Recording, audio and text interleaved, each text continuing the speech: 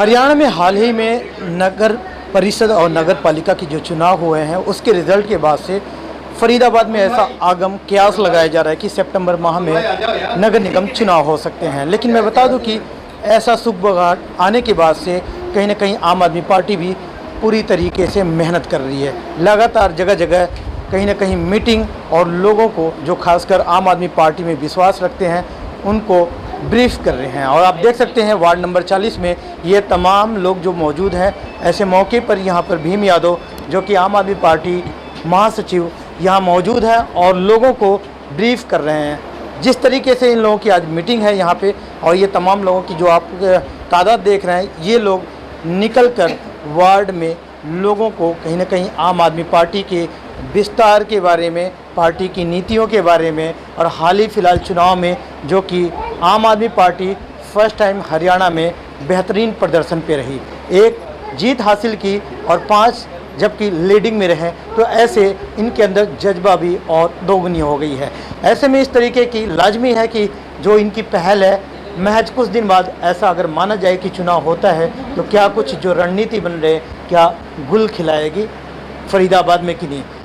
भीम यादव जी, लगातार आप लोगों की मीटिंग ऐसे जगह जगह जब चल रहे हैं तो ऐसा लग रहा है कि चुनाव का कुछ सुगबगाहट आपको आभास हो गया है। चुनाव तो होना तय है।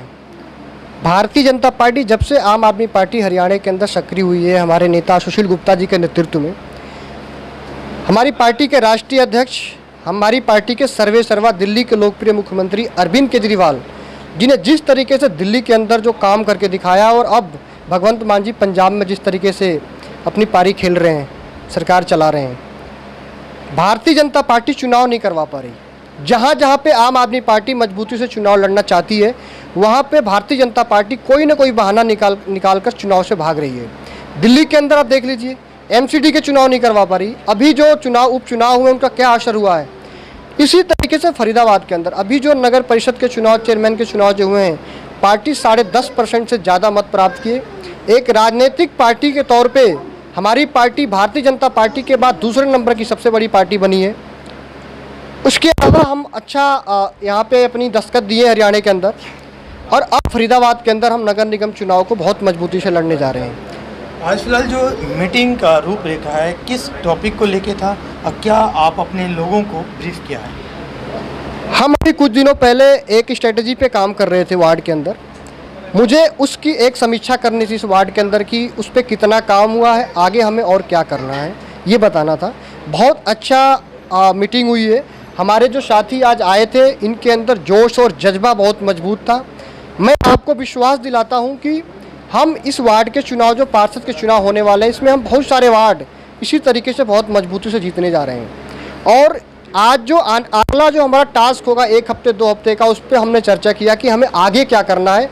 सभी साथियों ने हमें विश्वास दिलाया और हमें मैसेज भी दिया कि हमारी तरफ से, कार्यकर्ताओं की तरफ से आप बिल्कुल अस्वस्थ रहिए। जो जिले की तरफ से हमारे नेता अरविंद केजरीवाल जी, सुशील गुप्ता जी, पंकज गुप्ता जी, धर्मवीर भड़ाना जी, हम सब लोग मिलकर जो एक स्ट्रैटेजी बनाएंगे, हम बड़े ईमानदारी के साथ इसको पूरा करेंगे।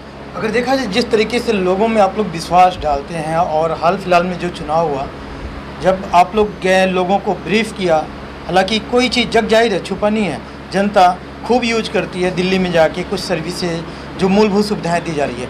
लेकिन जब आप लोग जाते हैं और जाके प्रचार करते हैं, डोर टू डोर कैंपेनिंग करते हैं, फिर भी जनता को रास क्यों नहीं आई, सिर्फ एक सीट पे आप लोग रुक गए? ऐसा नहीं है। देखिए सफ़ी जी, कई बार भारतीय जनता पार्टी, जैसा कि इसका ये इसके स्वभाव में आ गया है कि ये जो है चुनाव जीतने के लिए नहीं, दूसरों को हराने के लिए भी कई बार तरह तरह के षड्यंत्र करती रहती है। पलवल में कई हम लोग चुनाव जीत जाते, वहाँ पे भी इसने बहुत गड़बड़ियाँ करी हैं चुनाव में। वहाँ पे सोहना में हमारी बहुत अच्छी पोजीशन थी, वो चुनाव हम जीत सकते थे, वहाँ पे भी उन्होंने बहुत गड़बड़ियाँ करी हैं, फिर भी हम दूसरे नंबर पे रहे।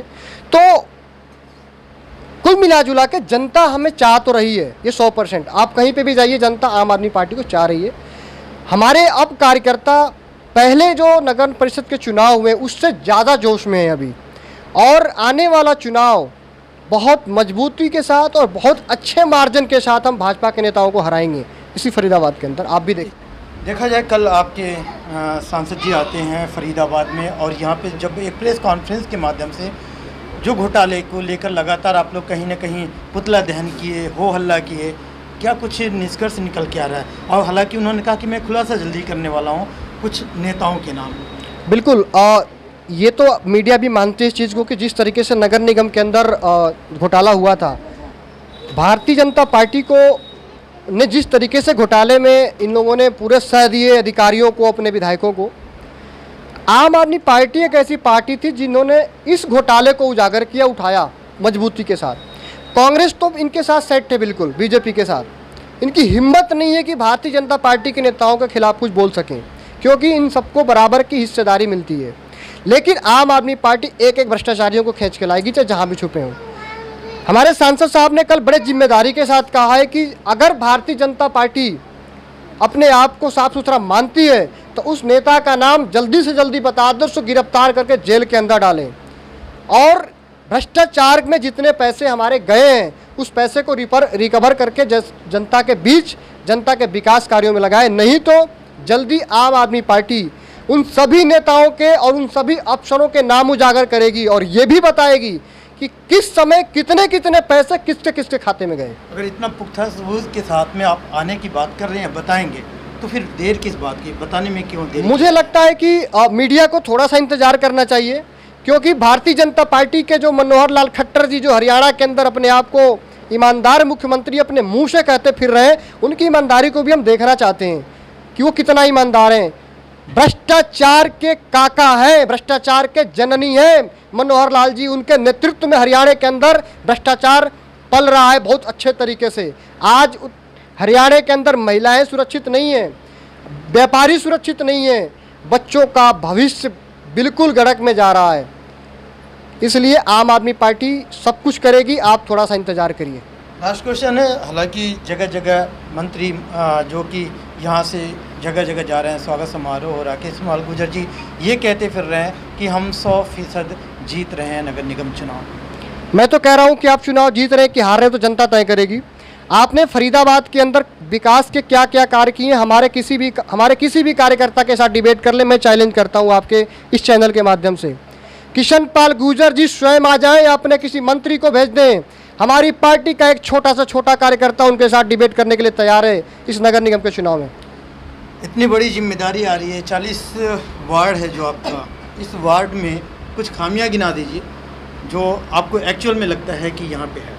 बहुत ही खामियां हैं हमारे वार्ड 40 में। अभी आपने देखा होगा कि सुबह में तकरीबन 2 घंटे की बारिश हुई थी और पूरे वार्ड 40 पूरी पानी से भर चुकी थी। जो सबसे बड़ी खामियां ये है कि सीवर लाइन नहीं है। आज 2 घंटे पानी नहीं है, मतलब बारिश हुए देर नहीं हुआ कि हमारे 36 गज से शिव कॉलोनी से कई सारे कॉल आने लगे कि भैया हमारे सीवर लाइन जाम हो गए हैं, घर पे पानी घुस रहा है, कुछ करो कुछ करो। तो ये तो सबसे बड़ी खामियां हैं, सड़क की खामियां हैं और बहुत सारी खामियां। स्ट्रीट लाइट नहीं है, जैसे कि आप देख सकते हैं हमारे ऑफिस के बाहर भी स्ट्रीट लाइट नहीं जल रही है। हालांकि मैंने एमसीएफ में कई बार कंप्लेन कर चुका हूँ, वो कहते आ रहे लेकिन आते नहीं हैं और करते नहीं हैं। आज बड़ा जुनून में देख रहे हैं कि सारे के सारे साथी आपके एक्टिव हैं और काफ़ी देर से आप लोगों की मीटिंग चल रही है। इसका जो रूपरेखा आपने बताया कि यहाँ पे हम लोग एक स्ट्रैटेजी पे काम कर रहे थे, तो उस स्ट्रैटेजी के लिए किस तरीके से आपके सहयोगियों ने, साथियों ने सहयोग किया?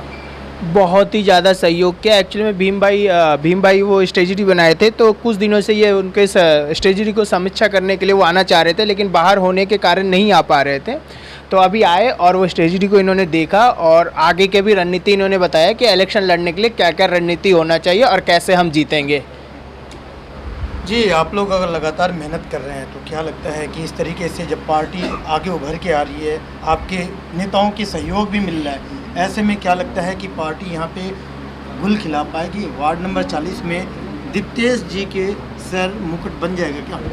देखो, ये तो पार्टी का डिसीजन है। हमारा सर्वे हो रहा है, पहले भी सर्वे हुआ है और सर्वे चल रहा है कि अगर हमारी जनता, वार्ड 40 की जनता दीप्तेश जी के नाम पे रिकमेंड करती है तो दीप्तेश जी को टिकट मिलेगी, नहीं किसी और पे तो उस पर। हम लोग सारे लोग यहाँ पार्टी के लिए काम कर रहे हैं। पार्टी को मजबूत करना, संगठन को मजबूत करना हमारी जिम्मेवारी है। लोगों के बीच में जाते हैं तो लोगों से क्या फीडबैक आ रहा है? सर, लोगों से हमारा फीडबैक ये आ रहा है, जैसा हम उन्हें समझाते हैं लोग उस चीज़ों को समझते हैं और समझने के साथ वो हमारा साथ देते हैं और हम उनको आश्वासन देते हैं कि जो आज तक गलतियां और गवर्नमेंट करती आई हैं वो हमारे साथ नहीं होगा। और जो हम वादे उनके साथ कर रहे हैं और जो हमारे पार्टी के लोग हैं जो उनके साथ कर रहे हैं, आश्वासन दे रहे हैं, वो पूरा काम उनका पूरा होगा। नाम है जी मेरा। तो तकरीबन 8:30 का समय हो रहा है, घर से आप लोगों ने टाइम निकाल के मेहनत कर रही हैं पार्टी के लिए। जी सर। आपके पास फिलहाल क्या पोस्ट है? महिला अध्यक्ष वार्ड नंबर 40 से। महिला अध्यक्ष हैं। एक महिला जीत के आई हैं, तो कुछ खुशी लगा आप लोगों के हाथ? खुशी है, जब हम क्या कहेंगे, सारी पार्टी अपनी है तो खुशी है इसमें। और इससे देश दुनिया की हर लेटेस्ट खबर देखने के लिए सब्सक्राइब करें हमारे चैनल PNN को और साथ ही बेल आइकन दबाना ना भूलें।